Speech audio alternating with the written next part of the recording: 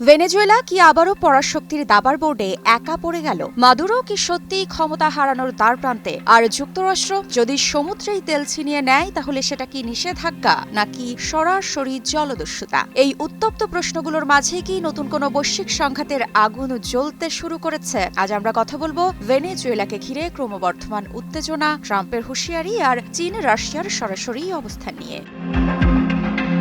ভেনেজুয়েলার president Nicolas মাদুরোর প্রতি সরাসরি হুঁশিয়ারি উচ্চারণ করেছেন মার্কিন প্রেসিডেন্ট ডোনাল্ড ট্রাম্প। ট্রাম্পের ভাষায় এখন ক্ষমতা ছেড়ে দেওয়াই মাদুরোর জন্য সবচেয়ে বুদ্ধিমানের কাজ।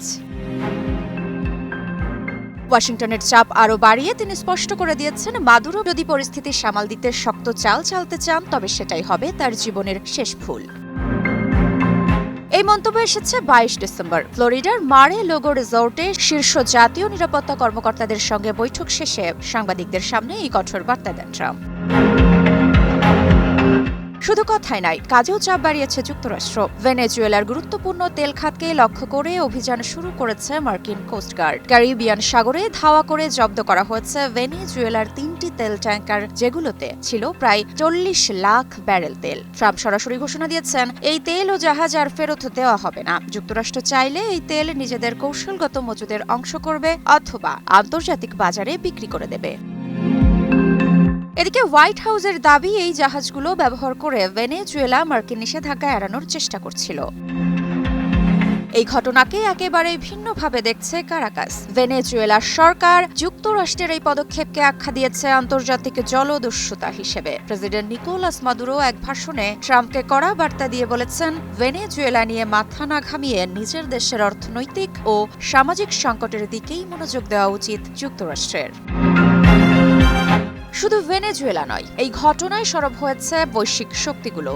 রাশিয়া সরাসরি মাদুরোর সরকারের পাশে দাঁড়িয়েছে। পররাষ্ট্রমন্ত্রী সার্গেই ল্যাভরভ ভেনেজুয়েলার পররাষ্ট্রমন্ত্রীর সঙ্গে ফোন আলাপে মার্কিন আচরণের তীব্র নিন্দা জানান। রাশিয়ার বক্তব্য, ক্যারিবিয়ান সাগরে যুক্তরাষ্ট্রের এই সামরিক তৎপরতা আন্তর্জাতিক জাহাজ চলাচলের জন্য বড় হুমকি।